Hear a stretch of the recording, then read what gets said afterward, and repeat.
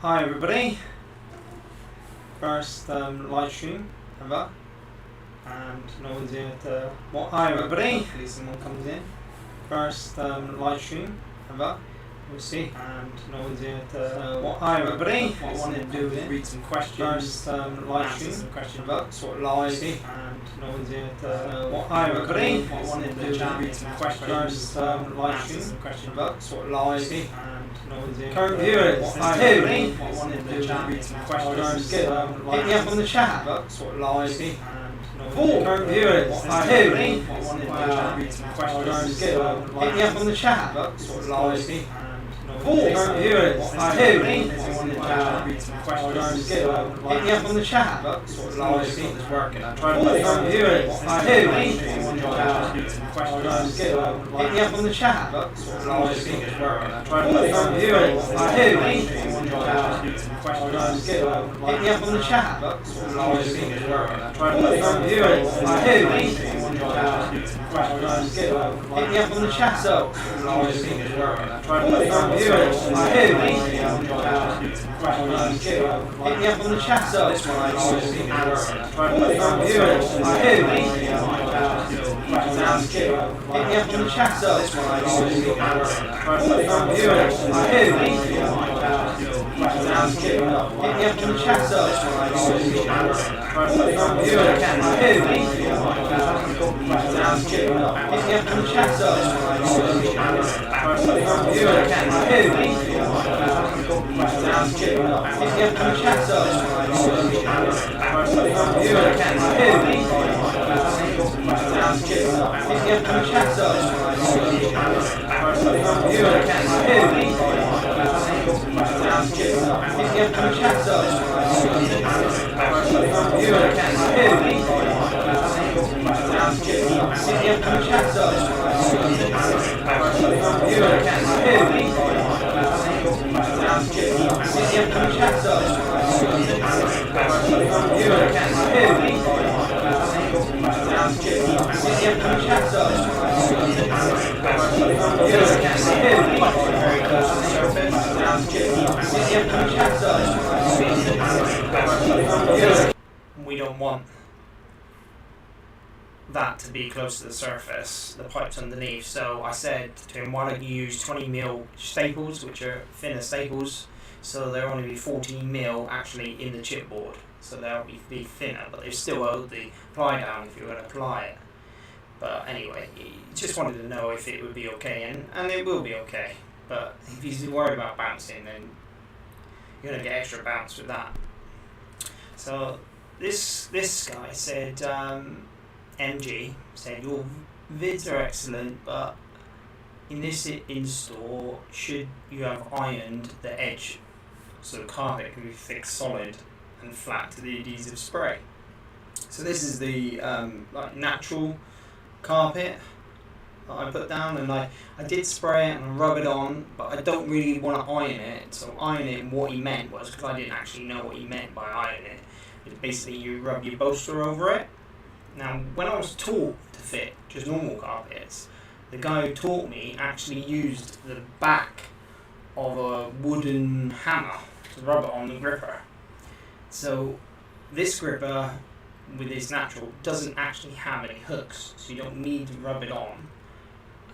And I've sprayed it and I've pushed it down, and you don't really want to be rubbing it with something metal, because it is a woven piece of grass, especially if you hit it as well too hard, you can break the fibres up, and rubbing it sort of breaks the fibres up, especially with something metal. I mean, hand's fine, so that's why I wouldn't suggest doing that with a natural carpet, especially seagrass. Seagrass will sort of break up.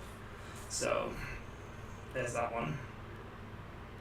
7 people. Alright, anyway. Is the Mozart S2 worth the money, mate? So this question comes up quite a bit, so let me just find my knife. So my knife, where is it? This is my knife. So this is a used sort of gluey Mozart knife, and I think they're around £45 each. So it's pretty good. I mean, you have to undo this wheel here. Right. You undo this wheel. And it opens up, and you turn it, and it's sort of like on a spring. And inside, you normally have like a spring there, where you can put all your blades, but it only holds 5, so I pulled that spring out so I can get more blades in it. So it's okay. It's a nice knife. I was quite afraid to sort of like get it dirty at first because of the price, but it's alright. I only used one. My other knife is my sort of Irwin little one, and I like these little ones because you can get right in. So when I'm doing cap and coves, which are, you know, the vinyl goes up the walls, I use these little ones to go cut up. Okay? So they're okay. They're okay. These ones are very hard to get hold of. You can only get them on eBay now. They used to sell them everywhere, but now they sort of like discontinued them. So they're alright. But like I said, the Mozart's alright. And here's my other one. So I've got this one. It's brand spanking new. And I'm not going to use it until that one gets wrecked. But I will open it for you now. So there you go, there's the container. And you get the knife. And in here you get a little piece of paper. And it sort of tells you basically about the blade holders and stuff like that. I mean, it's pretty self-explanatory. It's a blade, basically. So then, and this is pretty cool, you know, this little holder. But you get this little sheath. So this little sheath here has got like little connectors, and that connects to these little blobs here. You push it in and it clicks, and that holds it in place. Okay. So yeah. I mean, that's alright. But the thing with this, like, where do you put that? Do you put that in your pocket? I mean, that's not a proper holder, is it? That one on your belt. How is that on your belt? It's something for nothing, isn't it? So what I've got, okay, and that is, let me just take this off. Basically, what I've got is I've got this. So this is sort of like a leather holster, alright? And inside here is this little piece of plastic. So that's in there. So when I put my knife in, it does actually go into that little holster, and you can see it clicks in. So it's in there, but that's the only way you can have it. You couldn't have it on your belt. So I mean, they're alright, worth the price. I suppose if you're using it every day, which we are, yes, it's worth the price, but if you haven't got that money just to spend on a blade, I mean, just get like a dolphin knife. And the dolphin knives are like 10-15 quid, aren't they? You know, dolphin, shark, all those sort of like little ones. They're okay. You know. What we don't use is retractable knives, and that's because you can sort of like cut yourself with retractable knives. They can go in while you're cutting. So we like fixed blades. Fixed blades aren't move. So they're solid and they're not retractable. You know, any of that retractable. It's whatever you feel comfortable really. You know, I like these little ones, and I feel comfortable with them. So yeah, great fun. So thumbs up for this one. You know, the Mozart. But thumbs down for this little thing. Like how they should do a proper holster for it, really. You know, one way you can attach it to your belt. That's the only thing that lets it down, is that. I mean, you're not gonna keep this in your pocket every time you use it. Pull that off. You're using it all the time, aren't you? This is gonna get lost. You know, I nearly lost the other one on the job. So there you go. Alright, rant over. Sorry guys about that. Yep. Tough and hard wearing carpets, which is talk about the sizes. but they certainly do take the edge off your blades. They do go for a lot of blades. Sweeney Todd blades are okay, but I find that they snap too quickly. We tend to use Stanleys. They're alright, they're pretty good.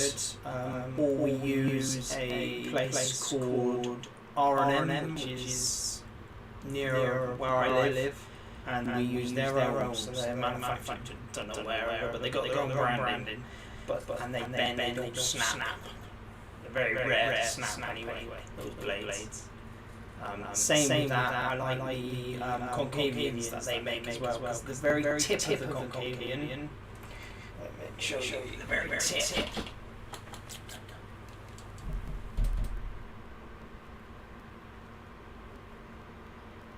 Hey, D! Thanks very much, my very first comment.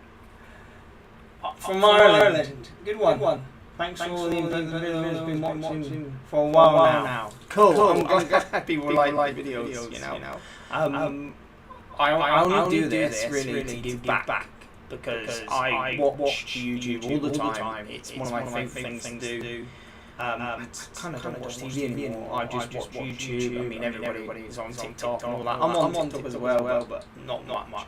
So anyway, I watch loads of things. I mean, I've rebuilt gearboxes, fixed things. I mean, I fix computers, I fix PlayStation, Xbox, and all that. And a lot of videos I watch on YouTube sort of help me understand the workings of things. I love to know about the workings of things, so that's why I do it. And like I said, I make these videos not to make money. I only made a penny. Well, I have actually. I had a donation on my channel, so I've got a donation sort of thing. I had some money off a chap who wanted to buy me a beer, and I had a beer with the money, so that was quite nice. But yeah, YouTube hasn't monetized me, even though there's adverts that you see all over YouTube, but I don't get a penny of that. Not until I have 1,000 subscribers, so that's what I'm aiming for, and that's why I keep pushing. Subscribe, because loads of people that watch me aren't even subscribed. Loads of them.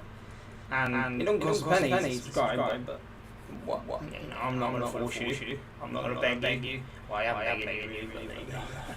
So anyway, back to what I was saying, but thanks, D. Yeah. So the blades that I get from Sweeney Todd, the very tip, so the very tip of these concave blades breaks off. When you're just cutting anything, so if you're cutting ply with it, they just break off like 3 foot into the cut. They break off, so it drives me nuts. So I've got my new boss to get me some of these R&M blades, which are basically their own make of blades that R&M make, and the tips don't break. So yeah, I'm not very happy with the Sweeney Todd ones. I don't know if it's that batch or what, but there you go. So that's why I decided to go for those. Anyway. Alright, let's carry on. Alright, let's have a look. So this here is really annoying. Alright? So these comments here are for a naughty website. Okay? And they really annoy me. So how can I get rid of them? Yes, I can. Remove. So I'm going to remove them because people come on and put naughty websites on my comments, which is so annoying. Right, anyway, are you using a 25 kilobyte bag of Portland cement with skimmer latex or skimcrete floor leveler or skimmer latex?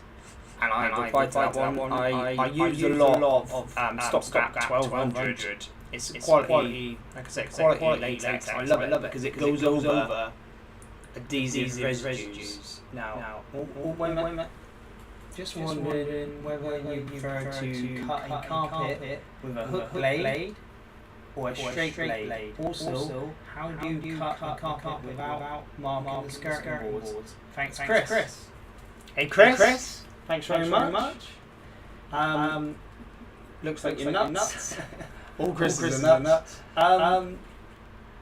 It depends on the carpet, really. I mean, if there's a thin carpet, then cutting it with a hook blade is sort of a must, because if you have a thin carpet and you pulling it back and using a straight blade, you can easily slip with it.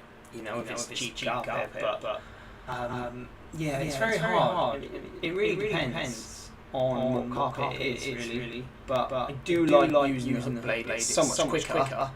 But there is someone on my firm now who I've been out with who apparently can fit with a straight blade just as quick as a hook blade. But I like testing that. So I like challenging him to a duel of the hook blades and the straights. But yeah, you know, if it's a really expensive carpet, then I'll just use a straight blade all over, because if it's expensive carpet, it's expensive house. And I don't want to, like say, you can scratch curtains. Most of the time, I make a judgment on how old the curtains are, how soft they are, and if they've just been painted. If they've just been painted, straight blade all the way. If they're really soft, straight blade. If they've been down a long time and the curtains are nice and dry and not soft, quite hard, been painted 50,000 times, then hook blade all the way. And same as if it's a brand new build, even though it's new curtains, but they're MDF. So MDF curtains, those nice smooth MDF curtains that are pre-painted, it would glide lovely on that. Oh, they're lovely. So yeah, hook blade on that. But then obviously when you get to the corners, go to the straight again. I do know a fitter who never uses a straight blade. He uses a hook blade, everything. Even the corners, even cutting out the little ear in that corner. How does he do it with a blade? I have no idea, but he promises me he's never touched a straight blade. I was like, but what about the door bar? Hook blade all the way. What? Apparently he's only ever had one box of straight blades in his life, but I've never seen him do it. But there you go. So thanks for the question, Chris. I'm hoping the stream's alright. Alright, let's go down to here. Okay, I was saying about the stopgap 1200. It's really good because it goes over adhesive residues, and adhesive residues is basically old glue. So when there's an old glue down, this latex, you don't need to prime it, because if you prime it, it reactivates the glue, and then it goes stodgy, and then nothing will grab to it, because it will just go into that glue, and then you pull it up. You don't want that. So the 1200 will go down without any priming, and it won't bubble, and it will go in, and it will hold fast. It's quite soft latex, because you don't want anything strong, because if you've got like glue down, you have something really strong. Grab that glue and pull it up. You don't want to pull it up. You want it to just go around it, or mulch around it, and sort of encapsulate it. So there's a way. Encapsulate it. Go around and grab it. Okay? That's what that is. There's another latex that we've been using a lot, because this new place I'm at. They use Ardedex NA. So Ardedex NA is sort of a staple of the flooring industry. Everyone sort of loves it. They call it yellow bag. But yeah, NA's alright, and that can go down climbing with adhesive residues. But that's from Ardedex. Now the stopgap 1200 is obviously made by stopgap, so that's sort of like the difference between the two. So they're different manufacturers make different things. So yeah, I mean there's loads of different latexes that you can use by different manufacturers. What you got to do is you've got to read on about them. I mean, they wouldn't make 20 different latexes if one could do everything, because one can't do everything. There isn't one latex that can fix every flaw. You've got to sort of figure out what your problem is, what your flooring is. So there's a new concrete out called Unhydrate, and this unhydrate. There's a video on my channel actually about unhydrate, and it is a bloody nightmare. Oh, daisies. The flow of stop is much nicer than RXNA. Do you know of any differences between the two? Yes, I would say stopgap 1200 acts almost like a water mix, where you sort of push it out. You know, when you're in the trowel, you're sort of pushing it out around, and it sort of does find its own flow. You know, it's still not self-leveler. Builders always say self-leveling. It is a smooth compound, but it does work really well.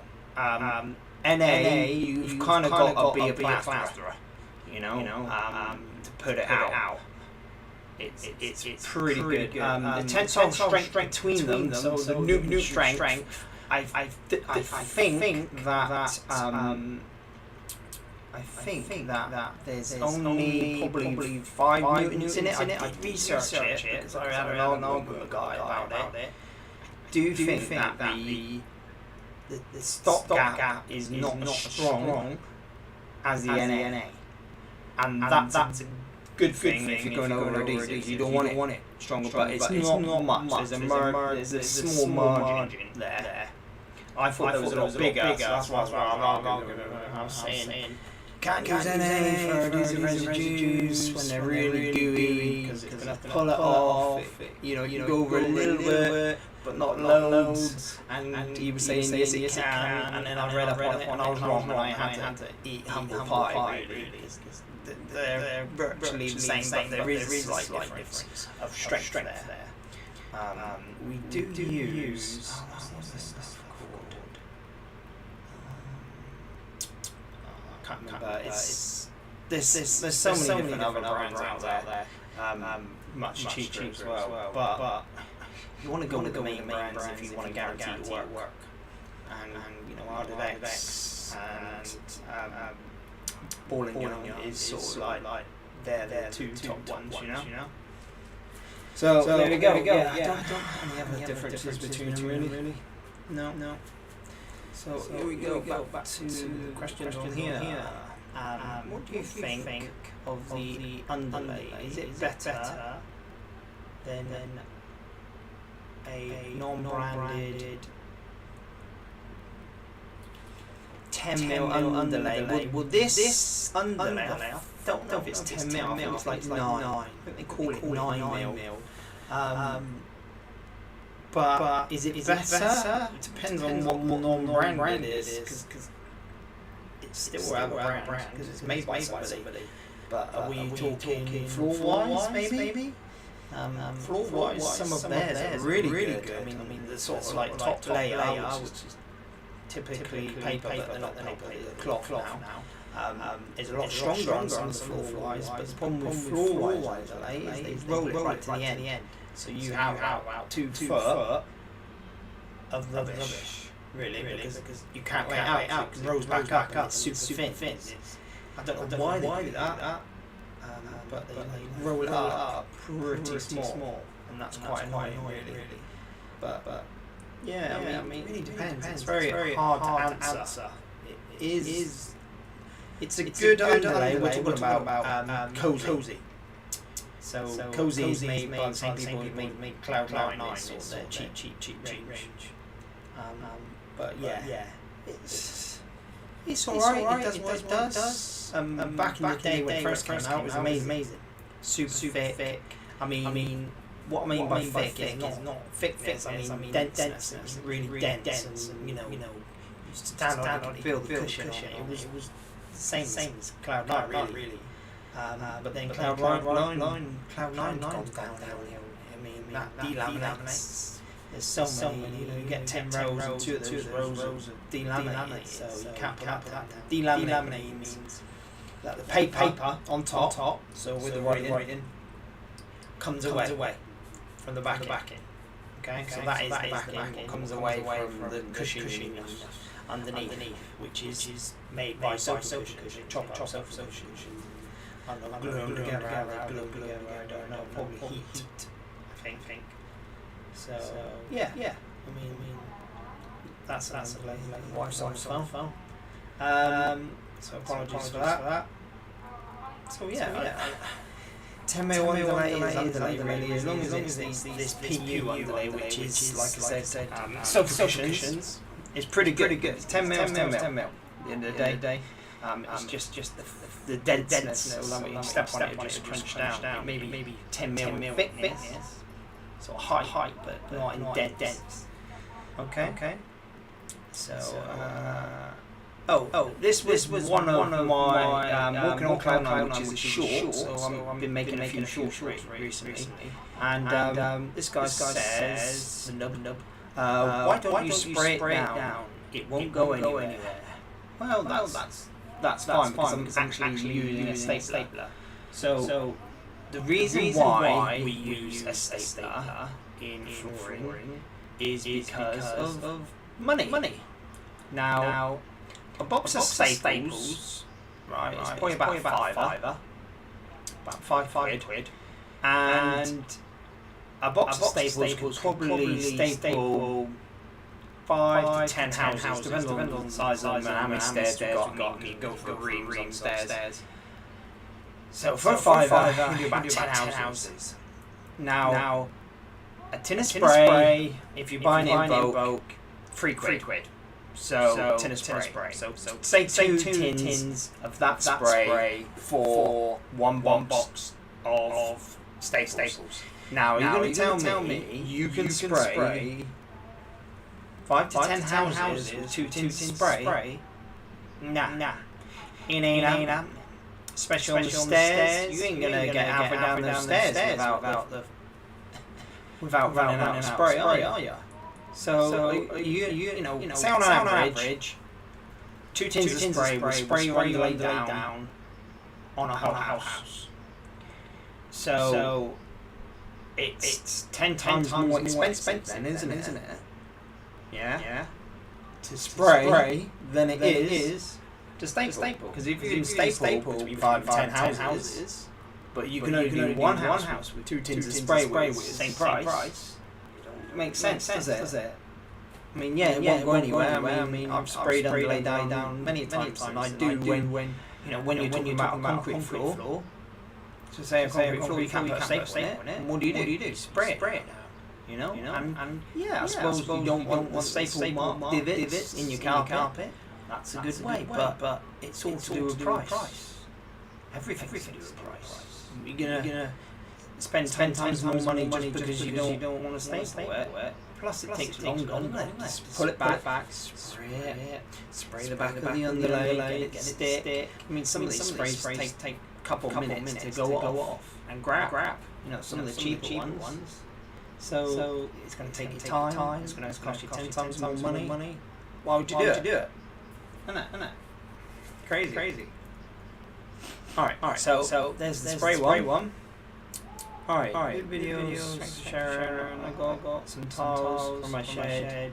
Will they be okay on a shed wooden floor, meaning I don't need to put anything underneath? Thanks. Well, if we're talking about tiles, what tiles are we talking about? It's the carpet tiles. So carpet tiles have bitumen.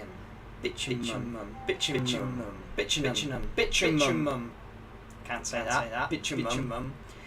On the back end, which is the same thing as when they put bitumen floors down, which basically is impervious to water, and that's why they put them in offices. So when you drop your coffee, it just soaks into the tile. It might tile, but it's not going to go through the tile and to underneath. It's going to sit on top. So the same thing's going to happen if you put it in a shed. Yeah. It's a pretty good thing to have, but then. Like anything that you put down in your shed, if you've got damp, which you will have damp coming up, it's a barrier to stop damp in your shed, and as long as there's airflow, that damp disappear. But if there isn't airflow, that damp's going to sit on that wood and rot your floor out. But that's true with anything, and that's why in houses you have damp membranes, or viscous screens, they call it. The plastic sheet they put down. Or painted on. We do a lot of that where we paint on damp-proof membranes.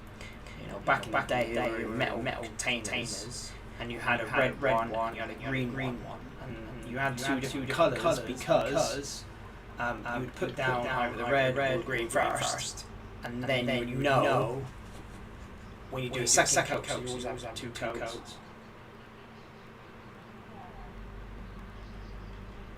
There's a big echo from your side.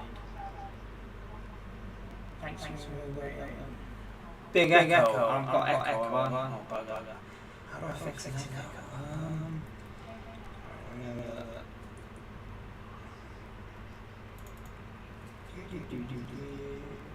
Minimize this.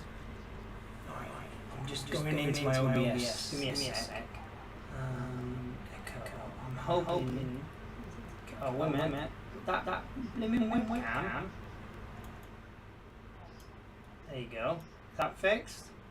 The webcam's got audio as well, so it probably picked that up as well. I'm hoping that fixed it. Could you let me know? Let me just... Alright.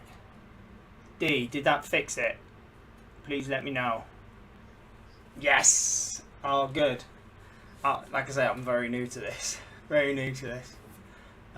So, like I was saying, so damp-proof membrane, we used to have a red and a green one, and they would be in metal tubs. All good, thanks.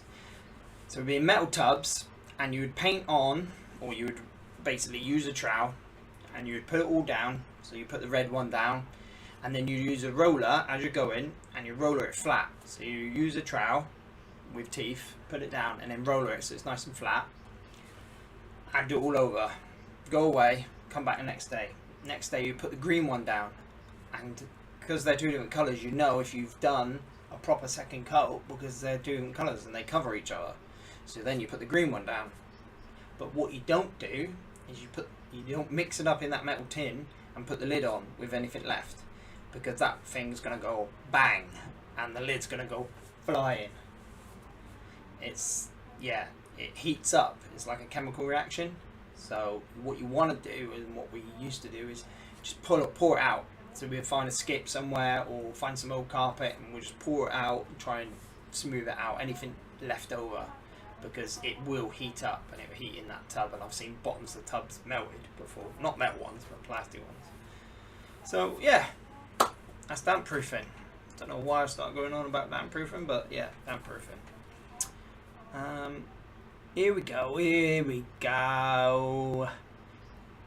Look at this. Here we go. NB Floors. Thanks, NB Floors.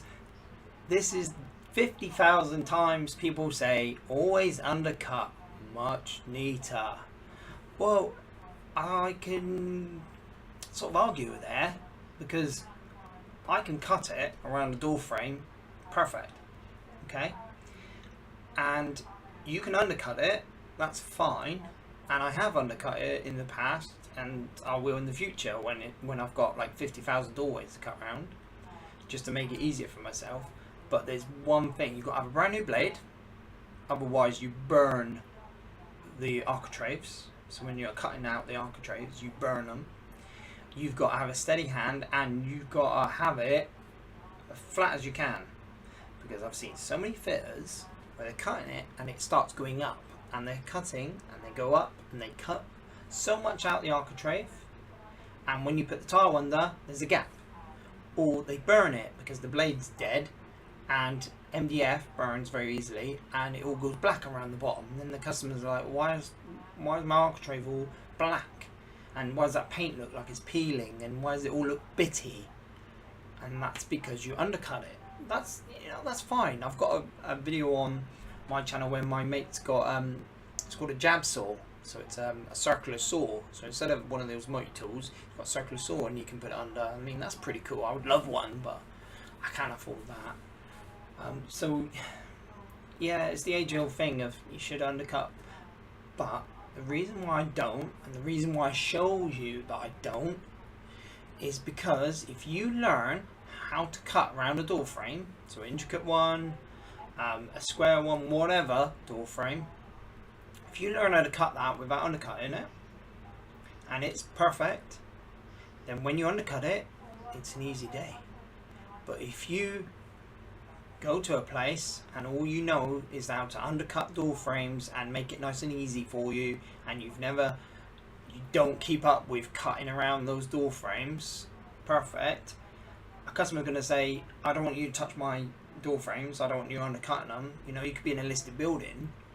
Around here we have metal door frames and you can't cut around those because, you know, you can't cut underneath them. So if you learn how to do it right, then everywhere else, like where you can undercut them, is an easy day for you. But if you learn how to do it the hardest way, you still got it. So why would you just want to undercut everything and not learn how to do it perfect first? Because then you can cut corners by undercutting it, that's fine. But what's the point me just undercutting the door frame and just showing you how I fit it square under a door frame? It's not hard, is it? You know? So I have this same thing all the time. Why don't you undercut? And that's why. Because it's too easy. You know? And it does wreck the bottom if you haven't got a decent blade.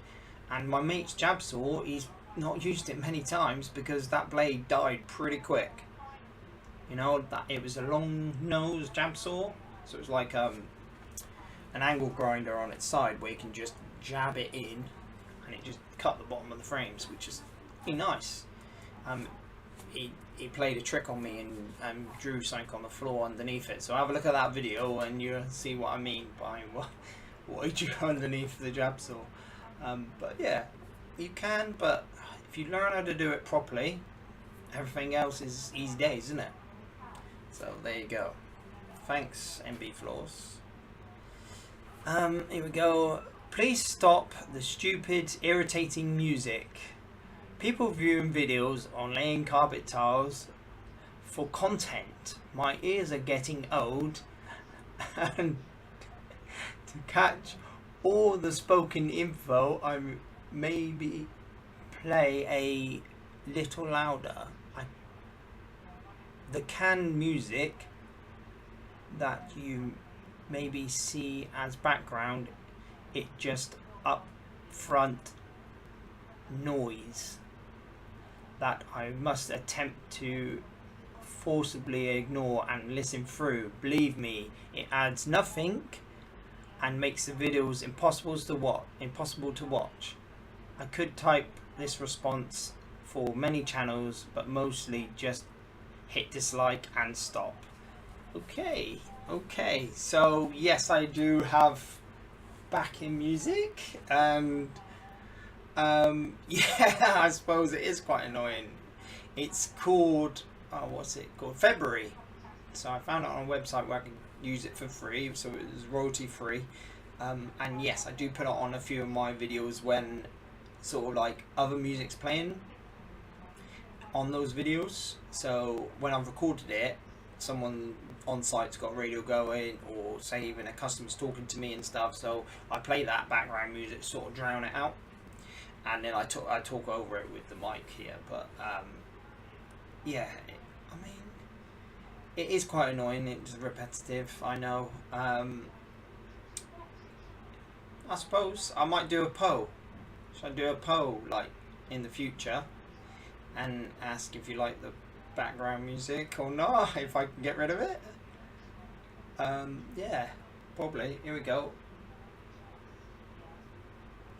go, D. I'm glad you're still here. Thanks, mate.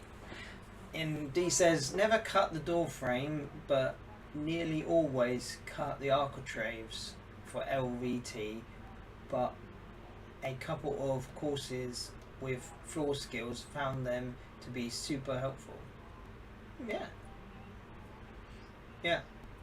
Yeah, door frames, yeah, you kind of don't want to cut, but yeah, architraves is what I meant.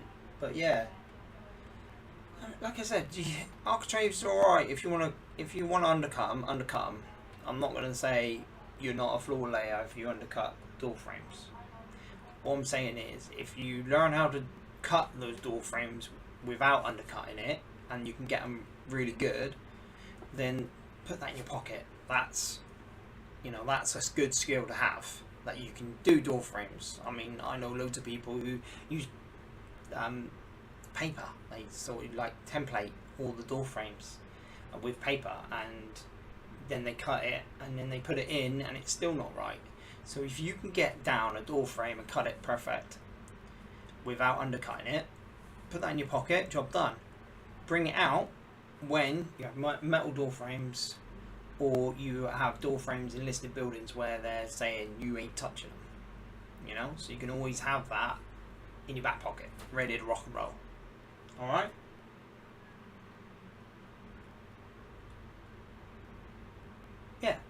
Yeah, exactly. It is quicker. It is quicker. I'm not going to say it's not, because it is.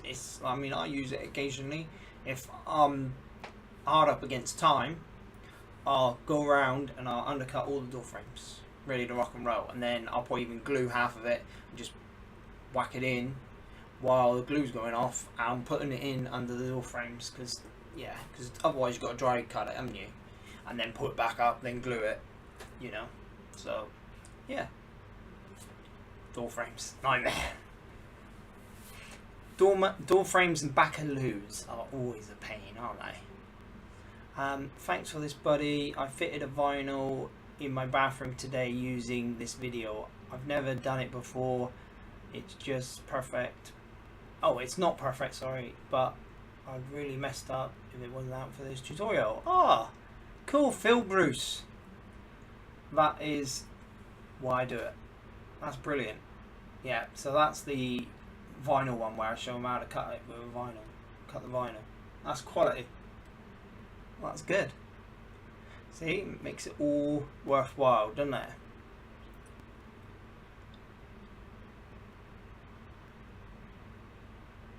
Oh, this is Gordon Gregg. This is the guy who actually donated to the channel. So this guy is my very first person who donated. Would you call it a donatee? And yeah, and Gordon Gregg, if you're watching, thumbs up. Thanks very much for that. It did buy a pint. Thanks very much. And it says, do you have an Etsy? I don't have an Etsy, but I actually do have a I'm sort of starting out getting some like mugs with eggs on. I mean, it's pretty sad really, but if you've noticed, I have changed the logo on the channel as well. So that's me. That's a silhouette of me with eggs in my body, and it's got the knife. I got a knife in my hand, so it's me like that with the knife. So yeah, that's pretty good. That was fun to do, and I'm thinking about putting that on t-shirts just in case anybody wants to get them. But yeah, so that would be good. That's a Teesprings, so it would be on Teesprings, which is fun, isn't it? I've actually got a hoodie on order which has got my company logo on the front, because I've got to wear my company logo, and on the back it's got that icon with EGGY FITS YT. You're not allowed to use the YouTube sort of play button, so I've just put YT. So I think that's going to be fun. Alright, we've got some comments. Gardamra, yo, there you go, boy.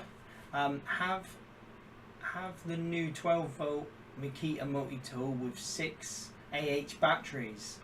6 amps an hour. That is top quality. I think I've got a multi-tool, and I think it's only 5 amps an hour, and it's Makita. My favourite sort of tool I used to love, and I've got loads of, is Hitachi. Hitachi, I love it because it's green. That's all. Green's my favourite colour, so that's why a lot of the words are green, because I love green. So yeah, Hitachi. Yeah, he is getting paid too much for 6 amps, I'll tell you. Yeah, 6 amps. My days, 5 I thought I was punching, but yeah, I got given the Makita. like I said, I like Hitachi, but Hitachi have, I think they've phased out or they've changed their name or something because I can't find any new stuff. So yeah. Ringing. Let's have a look. See about. All right, here we go. Here's another one. What compressor / nailer do you recommend? He's about to buy one. He's stuck between a couple. Okay, so the compressor that I use is the spot nailer staple compressor, which is a red one with pipes. So I had it in my last work, and my new work I've got two, and I have one on my van all the time. They have actually broken one of them, and I'm actually going to fix it for them. I've ordered some parts from China, and I've still got to wait for it because I've only just found the right bits. So that, but the stapler, I've actually got one here. Let's see if I can find it. Here it is. So, we're talking about the stapler, we're talking about this one. Okay, so this is the actual proper spot nailer stapler, and this one's broken. So this one's being sent away in a bit to get reconditioned. The trigger's gone. I tried to fix it for them, but I didn't have the right parts, so the trigger's gone. But yeah, this is a spot nailer stapler, as you can see, spot nailer stapler, and it fires the 77 type staples, and with these staples, when they get fired in, they turn, so they grab. If you use what we call the 606 staples, they just shoot in straight, and the problem with that is that if you pull the ply up when they shoot in straight, the staples will come up with the ply. So if they're shot in straight, they'll just come in with the ply. But if they go in like these do and twist, you pull that ply up. When you pull that ply up, eventually with a crowbar, the staples will stay in the ground. They stay in the chipboard or whatever the subfloor is, and you end up wrecking the ply. But with a straight shooting 606, you just pull it up and they come straight out, and that means they get creaks. It's just not very good to have. So these are brilliant. So yeah, a self-lubricating compressor is probably one of the best. So you don't have to add oil to it. I've used the electric ones and the sort of petrol ones, and the petrol ones are very dirty and very noisy. The electric ones aren't so noisy, but they're still quite noisy in people's houses. I've always wanted to get a compressor that would run off the battery of the van, or maybe to get a petrol one and leave it in the van and just have a really long pipe from the van to the house. But you know, you could be parked a mile away and still want to staple. So I only pull the staplers out and the compressors out for big jobs, anything over 20 square meters, I suppose. And if it's smaller, I sort of do with, you know, the mallet one, the mallet stapler. So I use that mostly in bathrooms. You can get the electric spot nail stapler, but that overheats. So, and you've got to use it really slowly, like the new 606 staplers. They're a bit of a pain. Alright, looking forward to your next chat or video. Cool. Thanks. Gotta go. Alright, see you later, D. Cheers, mate. Yeah, might do a chat in the future again. When I get some more questions, feel free to question me. Anybody, you know, anything you want. And if I can help, if I do know, then I will tell you. I mean, I've been in this job quite a lot. So, and if there is questions I don't know about, I can ask other people. There's loads of people where I work, and they've been in the game quite a bit too. So, yeah. Alright, let's go on to something else here. Alright. Oh, that's probably another rude.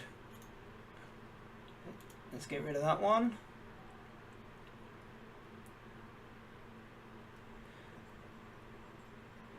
would be a great how video if only there was no annoying background music. Alright, we've already covered that one about the music. I might phase out the background music for you. But I wrote, I love the music. I have a rave every time I edit the videos. Whoop whoop! And then I wrote, how dare you? Alright, here we go. You should invest in a Japanese notched trowel for your border sticking. Comes in a pack of 3 different sizes. They are a godsend. So I did Google these, right? And they are basically just little trowels. So what I do is I've got A2 trowels, and they're cheap. They're like £1 each. You can get them from Carndean, Antique will do them. Sweeney Todd do them. They're dirt cheap, £2-3 maybe, max. So I chop them in half. So we get a hacksaw, chop them in half, and then you've got these little trowels, and they're ideal for border work. So I don't need to buy these 3-pack ones. Plus, like, are they gonna be the notches big enough? I don't know. So, you know, I don't really need to look from, because where we are, we got loads of trowels, and I'll just chop one of them in half. Job done. I'll probably show that one day. So I've got some more chat. I just did 1,000 screws with a drill driver, 4mm by 20mm wood screws because the chipboard was bananaed, shall we say. Yeah, I've done it so many times, screwing boards down. So you've got a 20mm, that's that big, and the 4mm, I suppose that's not too bad a head. If you're talking about, you know, a 2 or 3mm, I bet it sucked. I bet it did suck. But that's only 1,000. Now, when I first started, when we're talking about staplers and stuff like that, I did a whole charity shop upstairs. Kids, sorry guys. So I did a whole charity shop upstairs of hardboard, and what we used is ring nails. So we ring nailed it every 4 inches square, and I was there for 3 days, and my fingers were black and blue because hitting those ring nails with a hammer, and yeah, I might have missed a few times, and my fingers got squashed to death. So yeah, it's it could have been worse. I know everyone says it could be worse. I know screwing down floors is not the best. What you want to get, yeah, good. I'm glad you've never done it that way. What you want to get is the screwdriver ends that are magnet. So they actually hold the screw in place. So you can just pop them in, zoom, pop them in, zoom. They're so good for that sort of thing because they hold it in place. Because otherwise, you're sort of holding it and you're screwing it, and if you miss, I mean, I've dug my finger, I've made a hole in my finger before with a screwdriver bit. It's a nightmare. So yeah, and other times I've actually used a hammer just to hold them in place, just a little tap just to hold them, and then drilled just to get the job done, you know. But yeah, it does suck. Blood blisters, yeah, you've got to pop them straight away. Some people say leave them for like 2 days. No, pop that bad boy straight away. You want to get that blood out and move on with your day. So many blood blisters I've had. I've actually put a underlay stapler through my thumb before, right through the nail, right through, and then the blood blister was underneath the nail as well. That wasn't fun. So needle, and I actually had to heat up a needle to go through the nail and pop it. It wasn't fun. I've chopped down the side of my nail. I've chopped the top of fingers off before. Luckily they grew back. You know, it was only a little bit, but I have seen a guy take off what looked like a Smartie, the real proper top, and that one growing back. So the proper top of his finger, and yeah, it looked like a Smartie because he went to the hospital and left it on the side, and I was like, what? He's left a skin Smartie. It's not the best, is it? So there we go. Skin Smarties, yay! As long as there's no E numbers in it, it's all good to go. Alright, let's have a look, see what else we got here. Okay,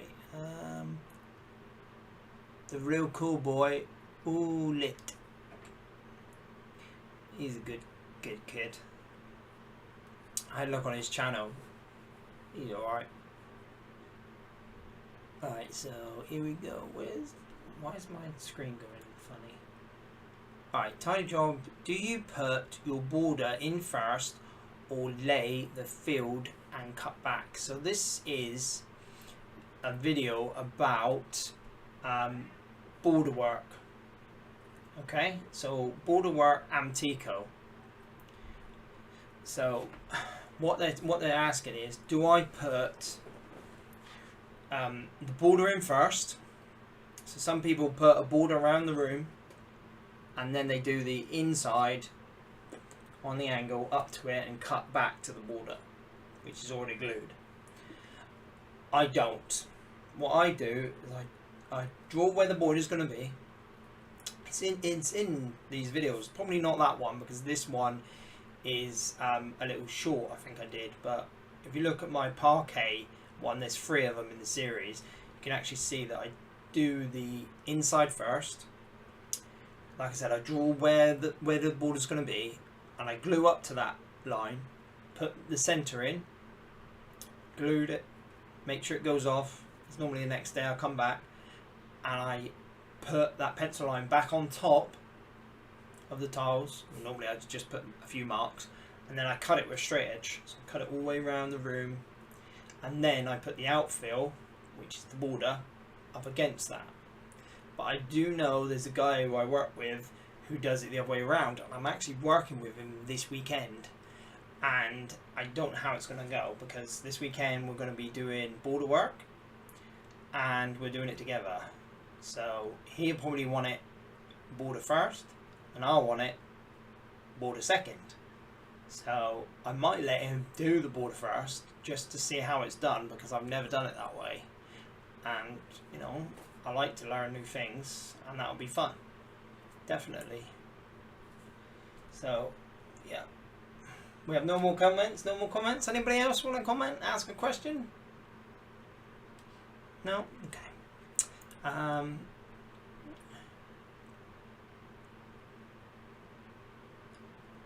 Alright, nice channel. Some tips for using the Mozart blade, which this is another Mozart, and this is, let me get it up here a bit more so you can see it. It's the sort of groover that grooves out weld. So when you're welding,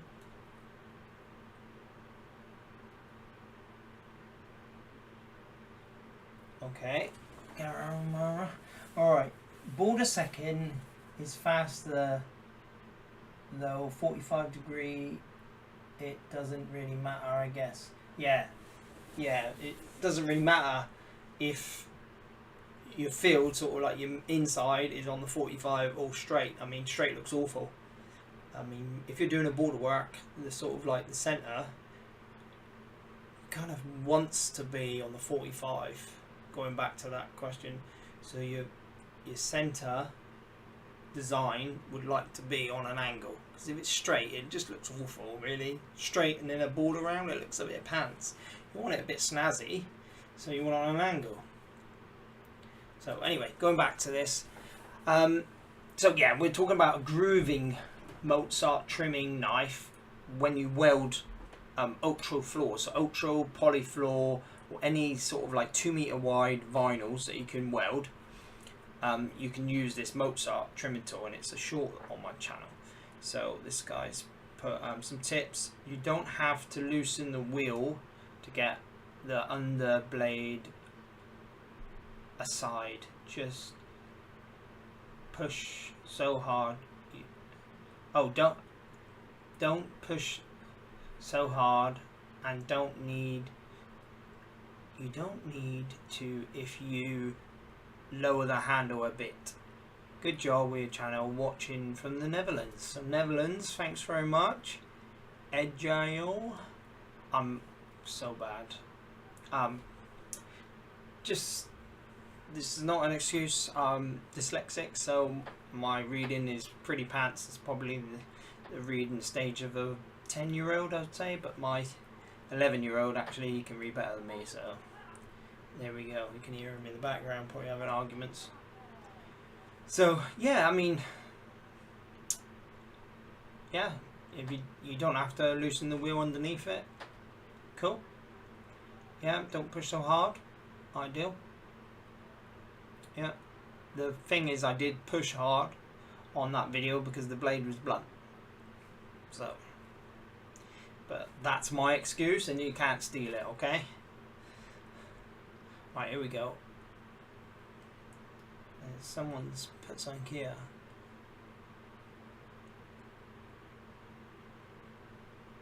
Oh, I put a shortcut to where you can pick them up. Right, how do you pay for it, please? I can't see it in the UK.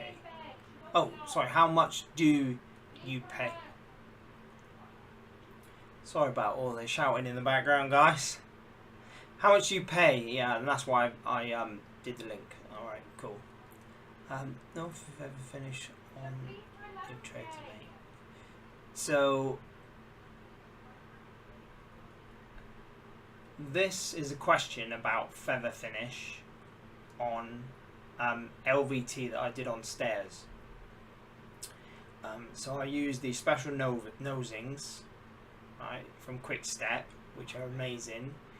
And someone asked if you put feather finish on the treads.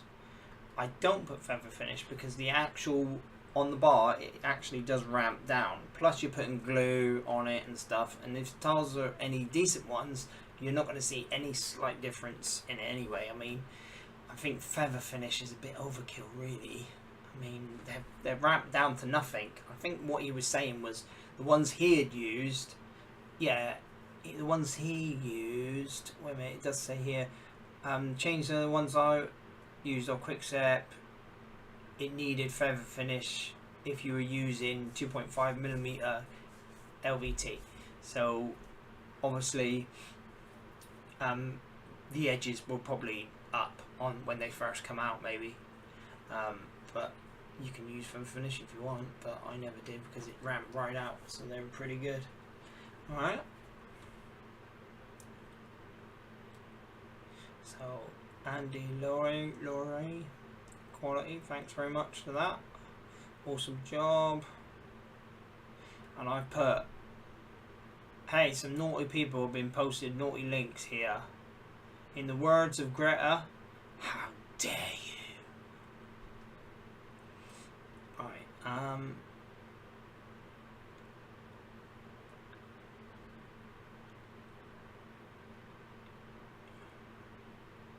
so this guy said, good video, it's Brody. I know once you're used to a tool nobody likes to switch, but check out a pizza dough scraper, specifically the wooden handle ones. They are great for tucking. I never go back to a hook knife. So what I think he means is like a paint scraper.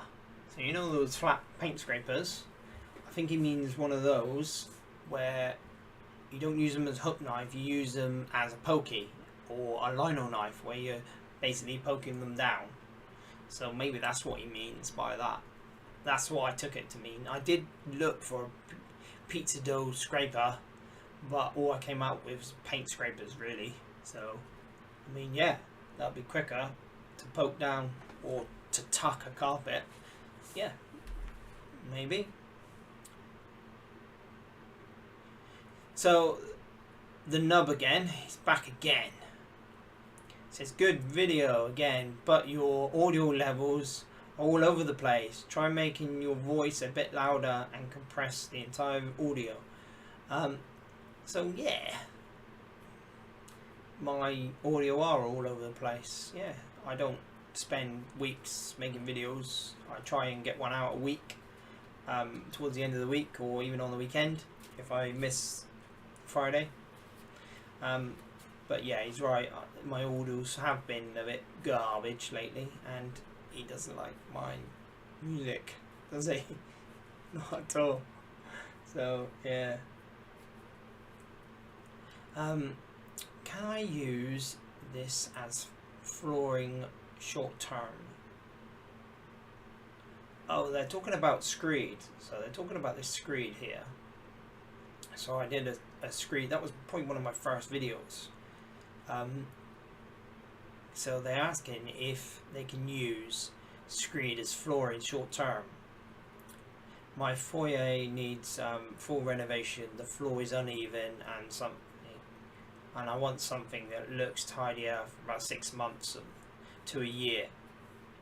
And I said yes, because you can put this down and leave it down and walk all over it, paint over it, plaster over it, but it depends what you're putting over it after those 6 months to a year. If you've wrecked it, you need to scrape it, sand it, get it back to some sort of good quality, subfloor before you glue anything down. But say you're putting a vinyl down, that'd be fine. Go straight over it with a vinyl. But yeah, if you're putting down stick down tiles, I would sand it over and, at the worst case, re-latex. Prime it and go over again with some more latex. Definitely.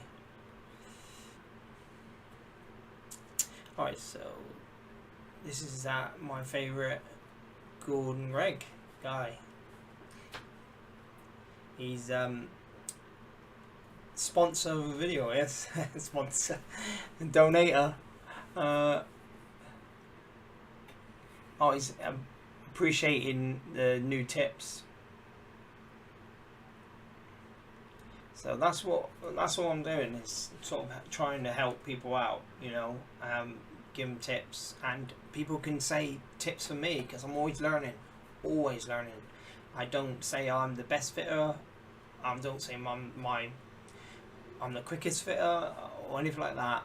I'm just trying to show people the way I do it, and if they get something from the videos, it's a bonus,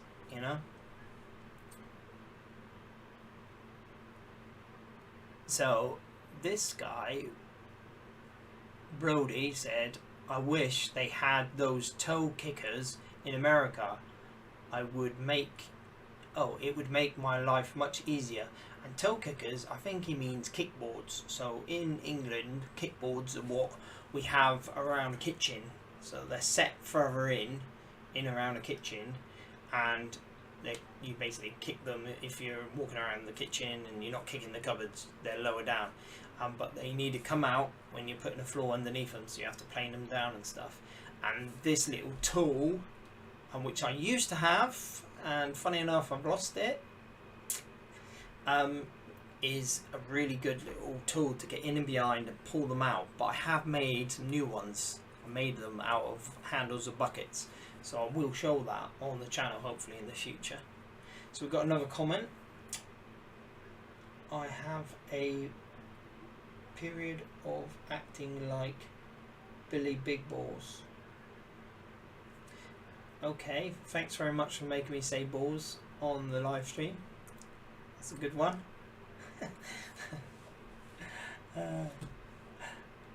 No worries, mate. Like I said, everyone's different. Everyone fits different. Everyone, has their own way of doing it. I'm not telling them they're the bad ways. I'm not saying my way's the best way. It's just me putting it out there. You do whatever you want. And if you don't like what I do, turn it off. It's pretty easy. If you do like it, then I'm glad. Okay? Alright. So another person, Jason Roberts, has asked about the knife, the Mozart what was it called? S2. It's the Mozart S2, and he's asking, is it worth the extra expense? You know, I do think it's good. It is a good knife, but they need to make this better. This is garbage, isn't it? It's garbage. But there you go. We need a proper sheath for it, really. And someone else replied, Paul, he said, mate, it's a great knife. I have 2 of them, expensive but worth every penny. Is this Reese Dan is asking about my video about cutting at angles on the 45. Is this HT Extra adhesive? If so, will the glue not set before you finish all your cuts? So, he's right. Alright. Apparently you can put that in a dolphin sheath. Ah! So you can put this in a dolphin sheath. Ah. I'm going to try that tomorrow. And I'll report back if you can. And if it doesn't lose, because the dolphin sheaths are quite long, aren't they? And you might have to dig for it. But we'll see. It might do well because it has got a wider bit there than the dolphin, and it might stop. Oh, the actual sheath itself. So this sheath, put in another sheath. Good thinking, actually, good thinking. I'm going to try it tomorrow. I'm going to take this one with me to work tomorrow, and I'm going to sort of grab one of the guys and just nick their sheath and try it. Alright? And I'll report back. I promise I'll report back. Alright? And this is what this channel's about. Learning new things. Learning new things. Okay? So this guy's asking about the HT Extra on this angled cut sort of video. So HT Extra, yes, I did put it down right in the doorway and I was doing the cuts. The thing is, I did that for the video. So I glued out quite a bit and then I was showing the cuts, and the video in it took a while and the glue did go off. So I re-glued it so you can re-glue over the top, you know. And there's been many times where, say, you have to move your van, it's in the way, the traffic warning's turning up, you got to move the van, you've glued out a bit, you have to go off, come back, your glue's gone off. What do? You scrape it all up? No, you put glue down over the top. It sort of reactivates the old glue as well. Yeah, so that's the only way you can do it, and it is HT Extra. I love HT Extra. HT Extra, Amtico HT Extra is amazing, and the reason why is because it's got fibres in it, and the fibres stop it from coming up through the joints to a point. If you use the normal HT, which is the white stuff, and then you've got to put the tiles in wet. Okay, you can't leave the HT to go off, or even gas off, or we can gas off a little bit, but you don't leave it to go for a long time because you need transfer. So you need the glue to stick to the backing of the tile, not like pressure sensitive where you want pressure sensitive to go off and it just grabs and holds it. You need the transfer, so you need the glue to stick to the back and stick to the floor. But the HT Extra, which does that, goes in straight away. It's got fibres to stop it coming up through the joints. The white stuff always comes up through the joints. You kneel on it to do other stuff, it will come up through the joints and your knees will be covered in glue, and then you've got sort of like crisscross glue all over the tiles. It's a nightmare. But the HT Extra you can put down, put them in and then kneel on it, and it doesn't come up through because of the fibres sort of hold it down. I don't know why, they make it stodgy or something. I don't know what it is, but it's brilliant. It's a brilliant glue. But when you get it on the skirtings, you see it because it's pink. You see everything. So you've got to make sure you clean up around the edge, because you know you can be really good with the trowel, but sometimes it goes on the skirtings, doesn't it? You know, but you've got to go around and get all that off because, like I said, it's pink. If they made it white or brown, it would be a lot better. Alright, let's go to the comments. Is that...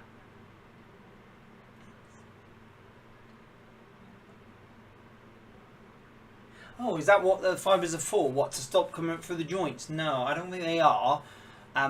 What I was told by the rep was it's for sort of like any divots, or say you're not a very good prepper and you've got a slight hole maybe, or a divot in the floor.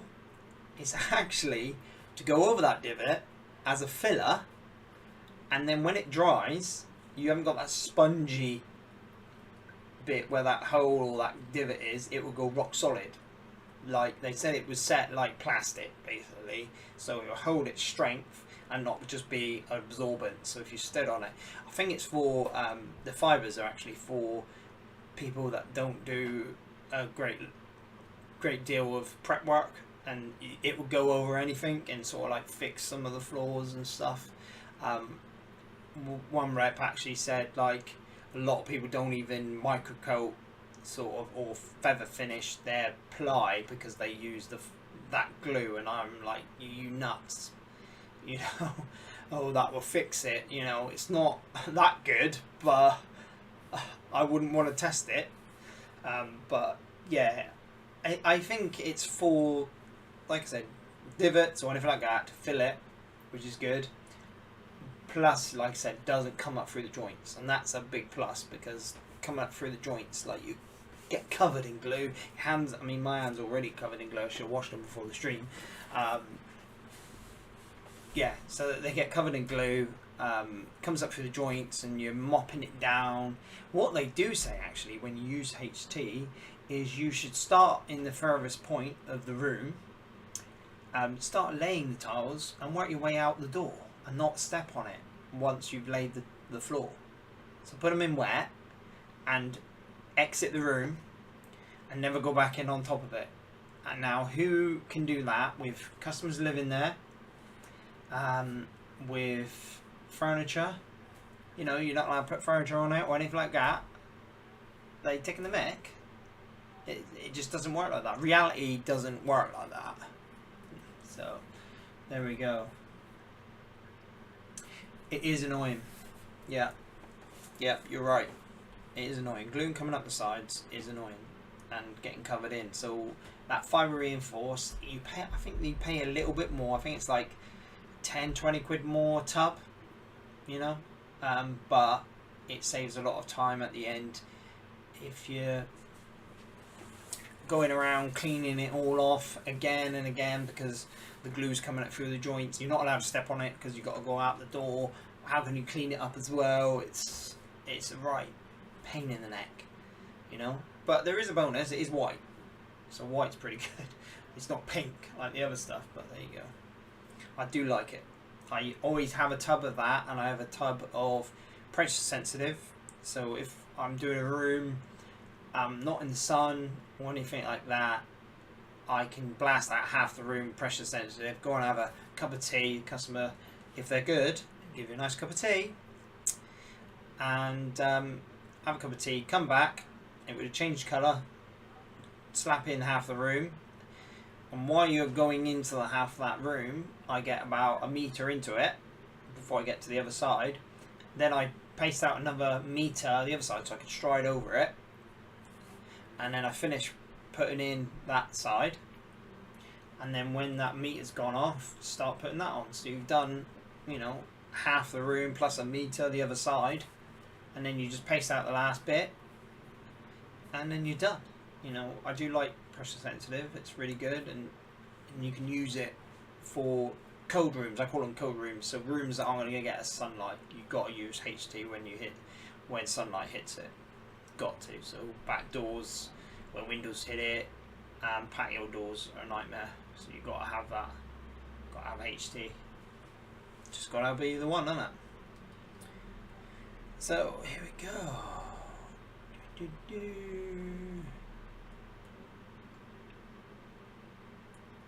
Alright. Reese Dean. Repost over an existing or scraped up dry glue or re-glue? How much time do you usually give yourself to work with? Oh right, he's still asking about the glue, sorry. Someone else, James.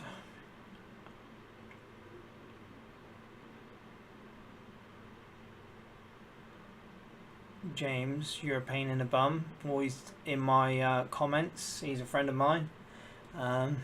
He's pretending that this is laminate. It's not laminate.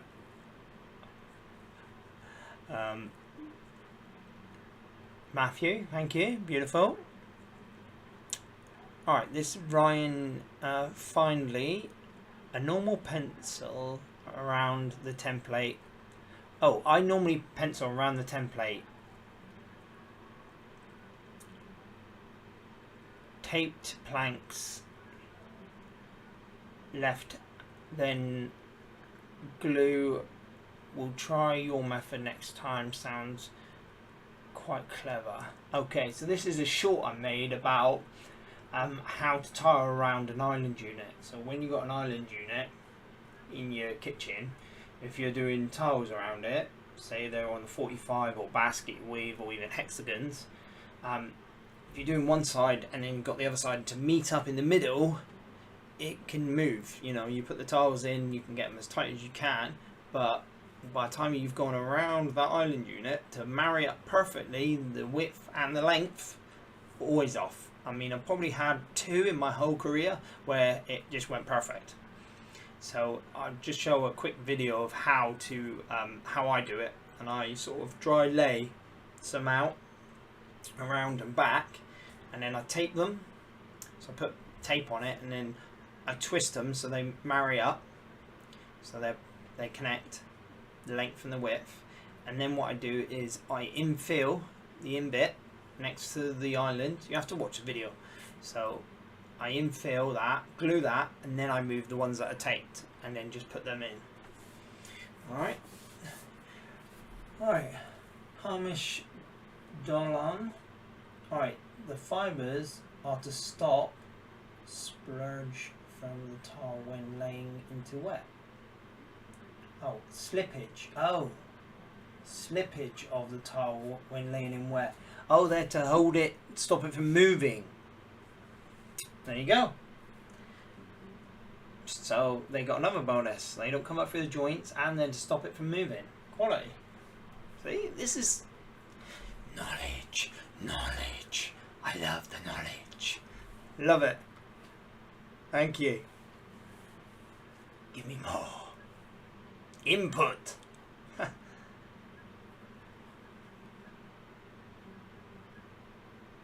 Alright, here we go. We're talking about the worst tile pattern in the world. So the worst tile pattern in the world, in my humble opinion, is French basket weave, Amtico. So Amtico used to do French basket weave, right? So go look at my videos and look at the French basket weave. It's got angles in it. The tiles are like got little corner pieces, and they can move. If you put these corner in first or that corner bit in first, it's almost like a Union Jack where they would go in, and it's a nightmare.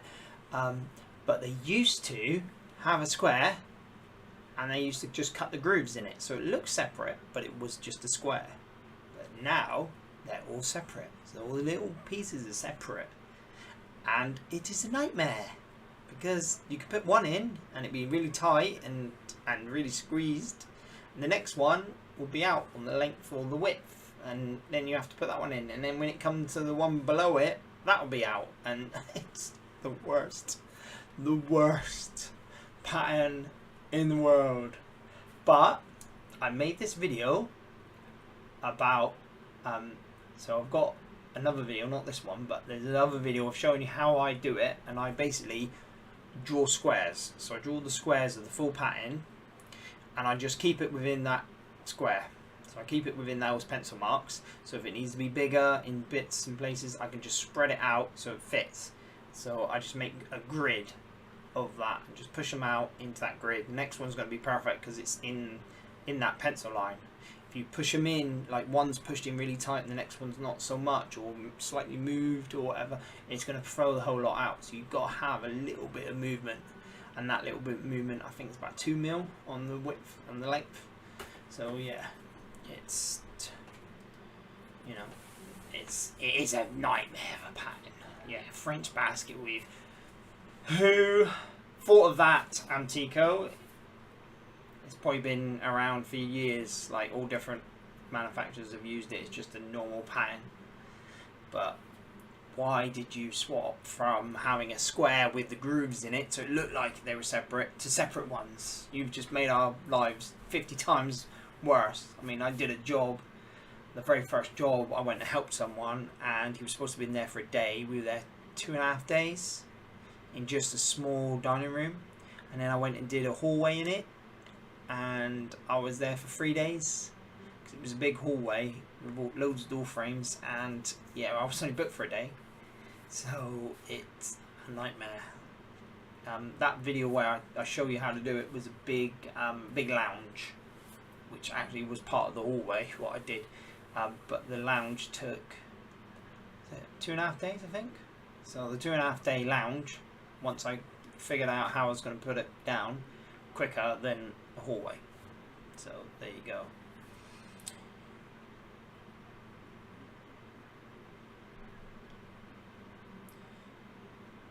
Hey look, there's D. D, you've commented on here. Thought you were off for your supper after the job.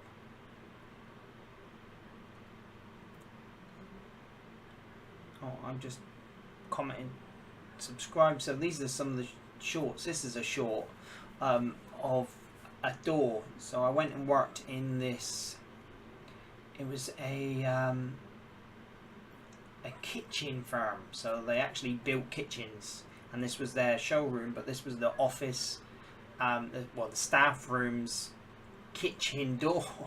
So the kitchen door on this short, right, opened, and as it shut, the actual doorstop, which is the bit of wood that goes on the door, sort of like frame, was thicker than the space they left for the handle. So it would stop the doorstop, which is the piece of wood, stopping the handle from shutting the door.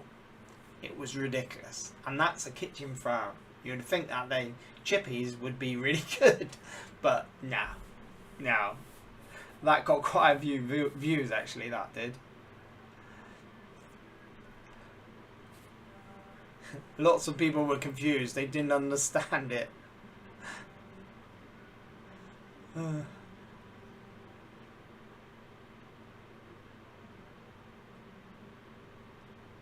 Oh, this Paul Webb, he said, I think I'd be tempted to make a frame and make them up in big tiles, put masking tape. So this is going back to this French basket weave. And I did make a frame. I actually did make a frame of out of plastic. It was like a bit like perspex, but like easy to cut perspex, so like a foam backed perspex. I did make a frame for it, but it just didn't work. It didn't work whatsoever. They're just a nightmare, whatever you do. But yeah, talking about building a frame, putting them in the frame, masking taping them together, before you even got to the job. So he was going to do it overnight or something. Or you're going to sit the apprentice in the back of the van while you're driving there. Make up all those designs, mate. Yeah, and tape them up. I mean, they do that with a lot of designs, and they put sticky back plastic sort of over them so they hold it together. But by the end of the job, you're sort of pulling them out there anyway and putting them individually anyway. So there you go. Alright. Here we go for Scott. He's commented quite a bit on my my channel actually. Hi Scott. Hi mate. Cheers for the video. It helped me lay vinyl over the weekend. I managed to get a small crease, and you advise a heat gun, which I have done, but will a hairdryer do it? Yes. If you get a crease in your vinyl, hairdryer or anything like that would help. But don't go too close because it will burn it, and you can overstretch a vinyl. So when you heat it up, wait for it to cool down before you push it out. If you heat it up, then push it out, put it in glue or anything like that, you will stretch that vinyl. So the problem is, so you've got a little patch that you've got a crease on, heat it up and you stretch that out. Now that's stretched, everything else is cold, and what's going to happen when that cools down, that's either going to crease along where you've stretched it because the other sides are cold and that's warm.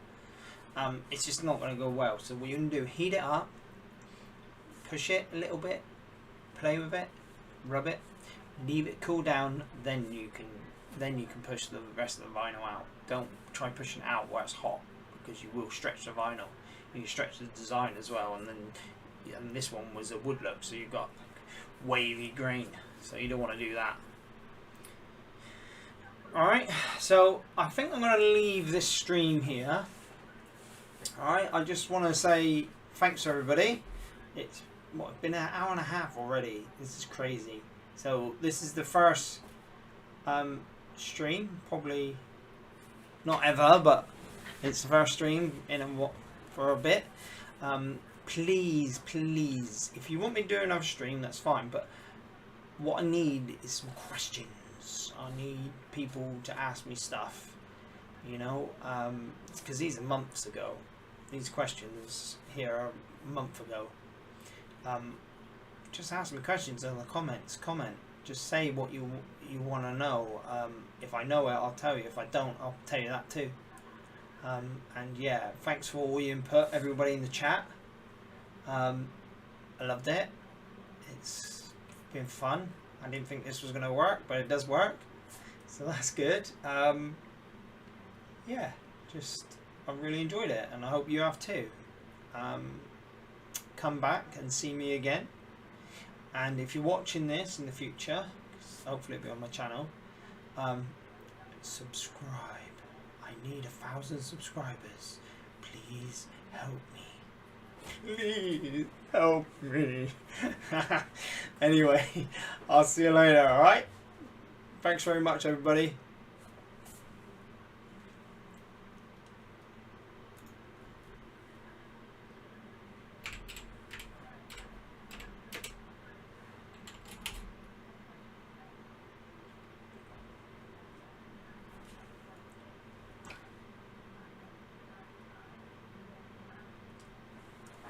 Thanks everybody. Great live stream, mate. Well done. Thanks. Docs and Box. Francisco. Thanks very much. I think I called you out before on one of my things for subscribing. See you later. Alright, I'm signing off now, everybody. See you later.